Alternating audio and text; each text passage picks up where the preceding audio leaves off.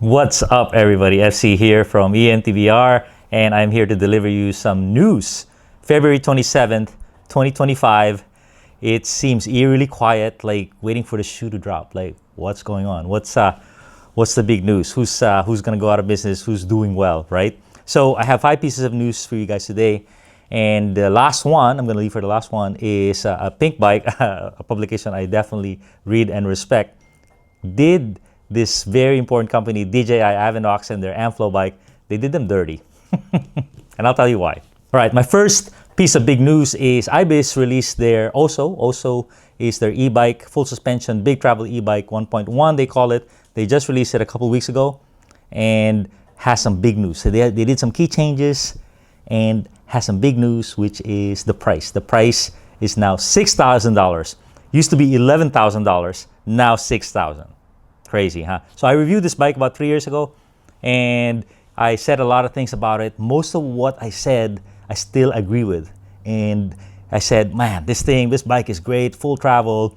You know, it kind of rides really nice with some problems with the spec and the setup, but it is crazy expensive at $11,000. So what happened was during the supply chain issue, when it cleared up, they dropped the price to $8,000.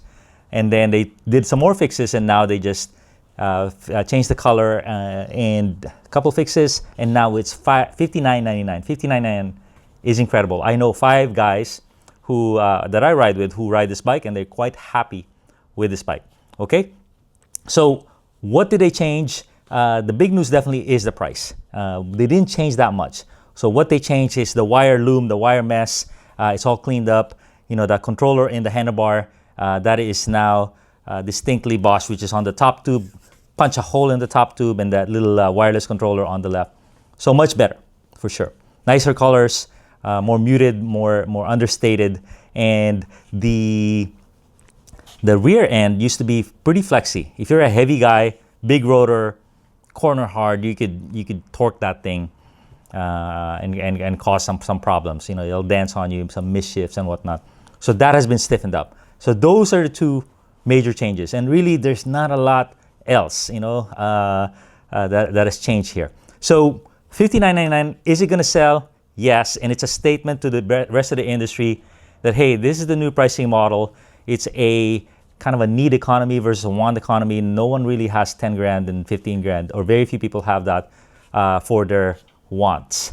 You know, if someone needs an e-bike, 3 grand is good, 6 grand, you know, they can maybe handle that. Okay, so what are the missed? So I think a couple missed opportunities here. So definitely a good bike, because I have folks who have this bike, upgrade a couple things, and they're very happy with it. But the big missed opportunities are the motor is the CX4, Bosch CX4. Even though most bikes now being released are using the CX5. The CX5 is a much better motor. It's more quiet up and no rattle going down, and it's the torque, the power is much easier to access. So a miss there. So I think some people are gonna who are right on the bubble. They're not gonna like this idea. But good news is at least it's Bosch, best motor in the business, that you can find in most bikes, and it is plenty usable. The other missed opportunity is the travel. So this bike can handle 170 travel, but they kept the travel at 155 rear. Man, if they made it 165 and 170, or even 170 rear, a lot of people are gonna go for this. I think you could change the spacers on the rear shock, the stock rear shock, and make it 165, 170. Why they didn't do that, I'm not sure. Okay, the third miss is it's not compatible with extender batteries because of 2 reasons. The water bottle cage is rated for a bottle, probably 2 pounds, and then meaning dynamic energy. When you're jumping around, you know, don't rip out that carbon. With what's needed for the extender battery, the Bosch PowerMore, you need at least 4 pounds or 5 pounds rating of dynamic energy to hold that thing. Okay, but it doesn't mean you're the end of red. You can just strap that and jerry rig something to keep it stable, protect the carbon, and you'll be okay. But there is another problem. The problem is the connector.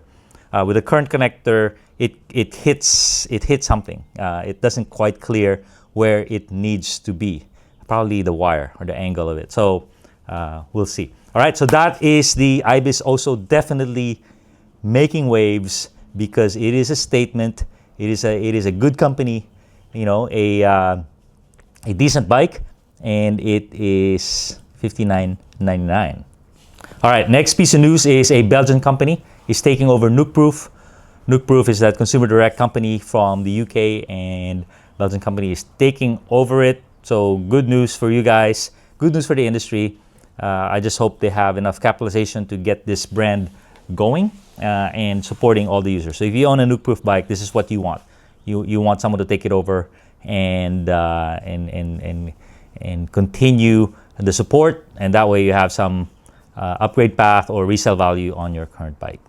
Third piece of news is KTM is bankrupt, but they do have a plan, a Chapter 11 bankruptcy, meaning bankrupt but able to continue business with some arrangements with their creditors. So I think the bankruptcy means I owe too much, like they owe something like $900 million, 850, and they gotta make amends with those creditors. So I think they're gonna get 24 cents on the dollar, and then but it's better than zero. If they don't do these things, company goes out of business, and creditors get screwed, and all the owners get screwed. So nobody wants that. So how that's related to e-bikes is, I think they were selling KTM e-bikes.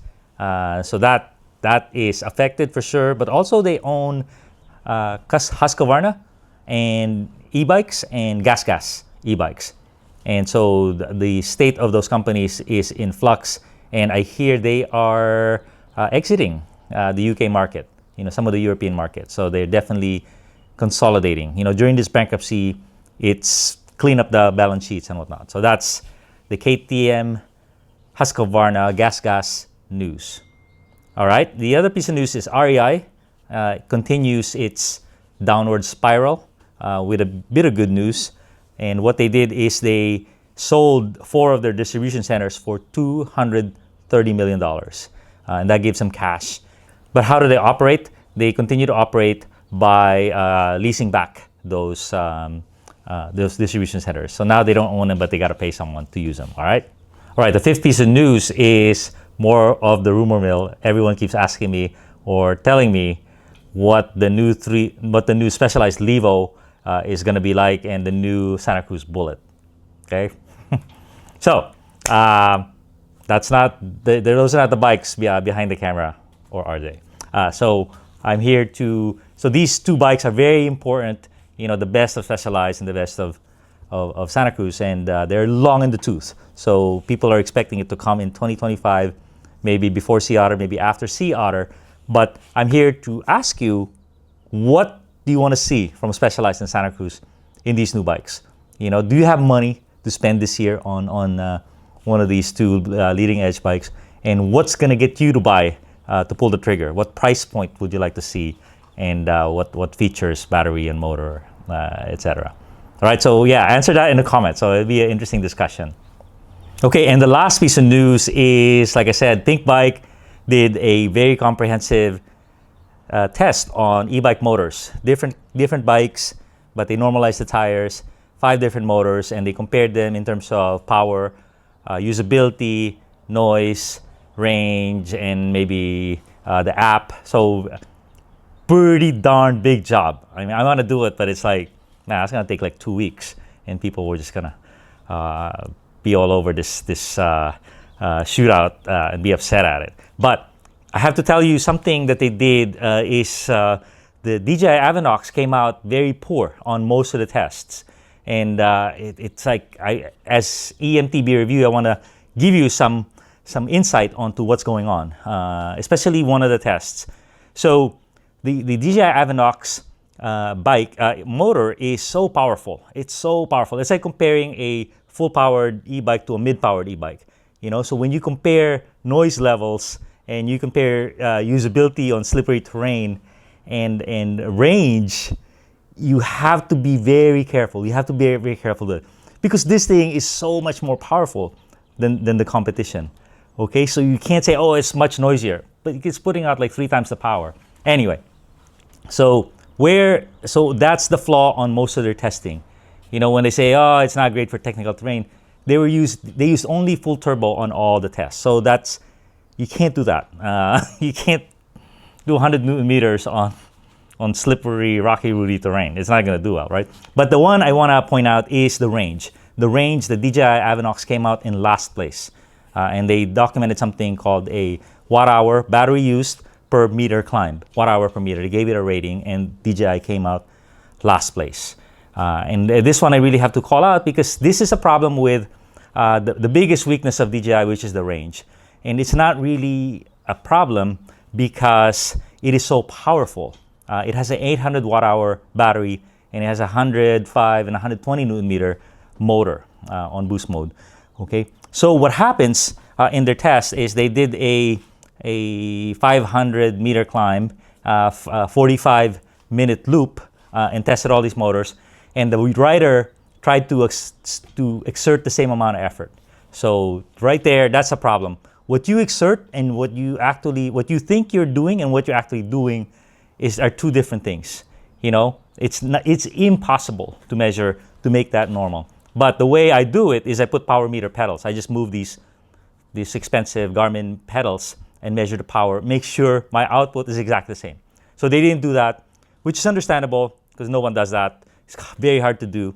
But where they really had a flaw in their testing is most of the bikes did the loop in 45 minutes, maybe a little more. The DJI bike, the Avinox M-Flow, did the loop in 35 minutes. So it's a huge difference in time. And time is one of the most important elements of a range test. You know, because the rider are exerting effort. And if you can exert effort, you're good for watt hours. You know, you're good for 200 watts. And if you pedal for 35 minutes, you only have so much contribution. If you pedal for 45 minutes, you have a lot more contribution. And that really contributes to the range. If you pedal for an hour, your contribution is double. Okay? So the times and the speed have to be similar for you to compare range. If you can't do that, don't even compare range. And I think that's something not just for Pinkbike, for all you guys. When you look at a more powerful motor, you make sure your time to climb is about the same, is similar. Otherwise, you know, you're not helping. The other part is when you have a motor that's 105 Newton meters compared to a 60 Newton meter, is you're not able to help. As a human being, you're not able to help as much. And the reason is the motor is pulling so hard.